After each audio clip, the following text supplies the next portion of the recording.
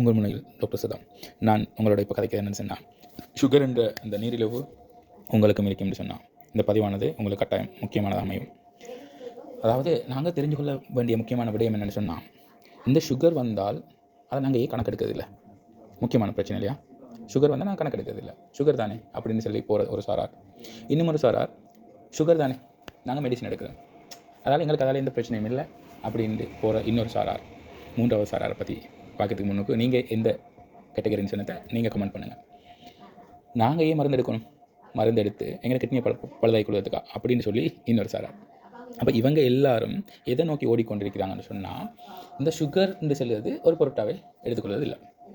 இந்த சுகரினுடைய மிக முக்கிய பிரச்சனையே அதுதான். சுகர்ன்னு சொல்லுறது அது பெருசாக ஒரு இம்பார்ட்டன்ட் கொடுக்காத அளவுக்கு தான் ஒவ்வொருத்தருக்குள்ளேயும் அது நுழையுது. ஒரு சிம்பிள் மேட்டர். ஆனால் இவர் உங்களுக்குள்ளே வந்துட்டாருன்னு சொன்னால் இவர் வேலை வந்து தீவிரமாக இருக்கும். ஏன்னு சொல்லுங்கள், கொஞ்சம் காலம் போனோடனே என்ன கால் உண்டும் எனக்கு தெளிவில்லை, நம்னஸ், முள்ளு குத்தினாலும் தெரியாது, கல் குத்தினாலும் தெரியாது, வெட்டிப்பட்டாலும் தெரியாது. அதே போல் கால்கள் எல்லாம் எரிச்சல், காலெல்லாம் ஒரே எரிச்சலாக இருக்குது அப்படின்னு சொல்லி கொஞ்சம் பேர் கம்ப்ளைண்ட் பண்ண நான் கேட்டிருக்கேன்.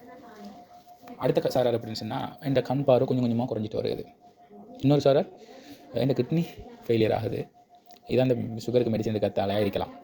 இன்னொரு சாரார் இந்த ஹார்ட் அட்டாக், இந்த பக்கவாதம், இதுக்கும் காரணம் சுகராக இருக்குமோ இப்படின்னு சொல்லி நீங்கள் நினைக்க சரிதான். இது எல்லாத்துக்குமே மிக முக்கியமான ஒரு காரணகர்த்தாக வருதான் சுகர். இந்த டயபெட்டிக்னு சொல்லுறது வந்து எப்படிப்பட்டதுன்னு சொன்னால், நாங்கள் கணக்கே இல்லாமல் இருக்கிற அளவுக்கு அவர் உள்ளுக்கு வருவார். எங்களால் ஊகிக்க முடியாத அளவு பிரச்சனையில் தான் எங்களை கொண்டு விடுவார்ன்றதை நாங்கள் முதல்ல புரிஞ்சு கொள்ளணும். இது இப்படி வருது உங்களுக்கு தெரியுமா?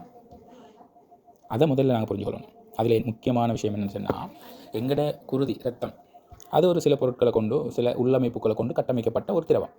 அப்போ அதுக்குள்ளே நாங்கள் அளவுக்கு அதிகமான சுகர் கண்டெயின், கொலஸ்ட்ரால் இதெல்லாம் வந்து சேர்த்து விட்டோம்னா நடக்கும்.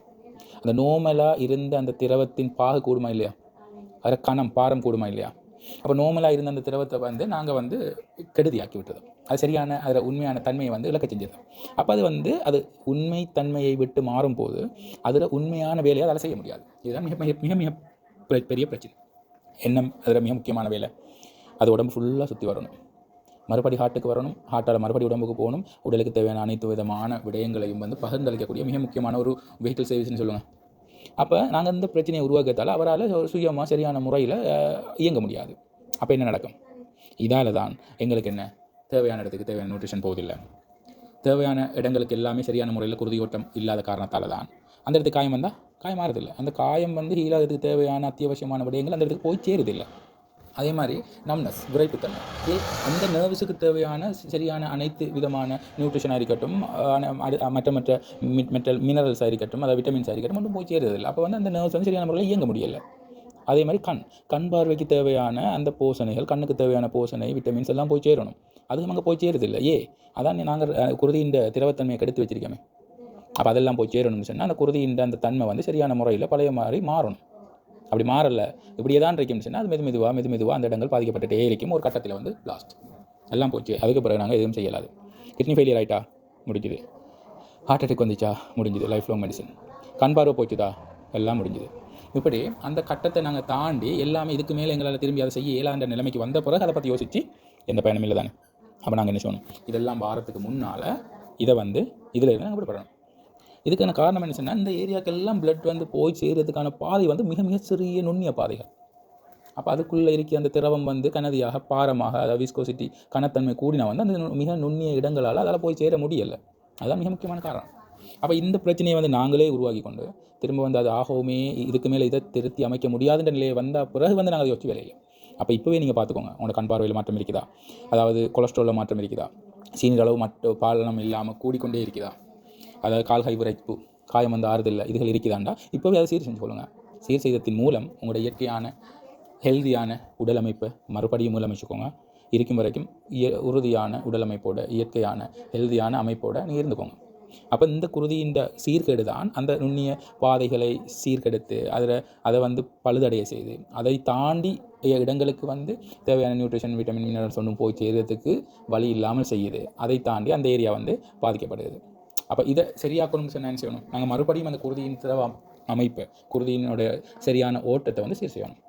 ஹார்ட் ஃபெயிலியர் வருது, நார்மலாக பம்ப் பண்ணக்கூடிய அந்த திரவத்தின் விஸ்கோசிட்டி, பாரம் எல்லாத்தையும் நான் கூட்டி விட்டோம்னு சொன்னால் அப்போ எக்ஸ்ட்ரா ஃபோர்ஸ் கொடுத்து அந்த ஹார்ட் வேலை செய்யணும், இந்த குருதியை வந்து அவங்களோட உடம்பு எல்லாத்துக்கும் அனுப்பி வைக்கிறது.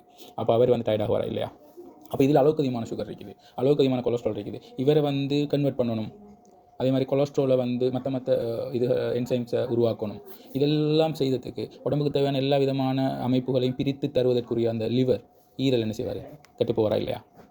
அப்போ இது மாதிரியான முக்கியமான அமைப்புகள் நாங்கள் கேடடைய செஞ்சிட்டோம்னு சொன்னால் இதை தொடர்ந்து எல்லா விதமான பிரச்சனைகளும் வரும். அப்போ சுகரை தொடர்ந்து கொலஸ்ட்ரால் கூடுது, பிளட் விஸ்கோசிட்டி கூடுது, அப்போ ஹார்ட் அட்டாக் வருது. அங்கே ஹார்ட் வந்து ஆகவும் கஷ்டப்படுது, அப்போ அதால் ஹைப்பர் டென்ஷன், ப்ரெஷர் வருது. இது எல்லாத்தையும் தொடர்ந்து ஹைப்பர் டென்ஷன், சுகர் இதெல்லாம் சேர்ந்து கிட்னியை பாதிக்கப்படைய செய்யுது. இந்த விஸ்கோசிட்டி காரணமாக சரியான இடங்களுக்கு பிளட், அதுக்குரிய நியூட்ரிஷன், அதுக்குரிய மினரல்ஸ், விட்டமின்ஸ் ஒன்றும் போய் சேருதில்லை. அப்போ அந்த இடத்துல வர காயமாறதில்லை, கண்ணுக்கு தேவையான நியூட்ரிஷன் இல்லை, பார்வையெல்லாம் போகுது, நர்வ்ஸுக்குரிய நியூட்ரிஷன், நர்வுக்குரிய சர்க்குலேஷன் சரியான முறையில் இல்லை, அங்கே நம்னஸ் வருது. அப்போ இதெல்லாம் நாங்கள் தீர்க்கணும்னு சொன்னால் ஒரே வழி ஆங்கில மருத்துவமா ஆயுர்வேத மருத்துவமா, இதில் முக்கியம் சரியான மருத்துவத்தை சரியான முறையில் நீங்கள் மேற்கொள்வது தான் மிக முக்கியமான விஷயம். இப்போ இதை நீங்கள் சரியாக செஞ்சு உங்களோட ஹெல்த்தை நீங்கள் சரியான முறையில் பாதுகாத்து கொள்வதற்கான தகவல் தான் நான் இப்போ உங்களுக்கு தந்திருக்கிறேன். இது மாதிரியான தகவலை நீங்கள் மீண்டும் மீண்டும் கேட்கணுமா, வேறு விதமான நோய்கள், அது ஆரோக்கியமான சந்தர்ப்பங்களை நீங்கள் எடுத்துக்கொள்ளணும்னு சொன்னால் இந்த சேனலை சப்ஸ்கிரைப் பண்ணுங்கள், லைக் பண்ணுங்கள், ஷேர் பண்ணுங்கள். அதே போல் அந்த பெல் ஐக்கனை கிளிக் பண்ணுங்கள். அப்போ நாங்கள் போடுற ஒவ்வொரு நிகழ்வுகளும் உங்களை வந்து அடையும். அதே போல் அனைத்து விடயங்களையும் கேட்டு அதை சிறந்த முறையில் நீங்கள் கிரகித்து அதை சிறந்த முறையில் உங்களோட வாழ்வியலாக எடுத்துக்கொண்டால் இது சிறப்பான ஒரு வீடியோவாக, சிறப்பான ஒரு தகவலாக இது உங்களை வந்தடையும். இது போன்று இன்னும் ஒரு வீடியோவில் நாங்கள் சந்திக்கலாம். நன்றி.